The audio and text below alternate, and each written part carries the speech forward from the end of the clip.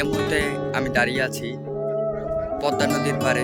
তো দেখতে পাচ্ছেন যে পুরাই কিন্তু নদী উত্তাল।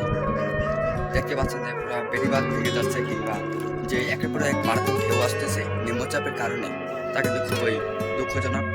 তো আপনাদের দেখানোর চেষ্টা করছি পরিস্থিতি কেমন।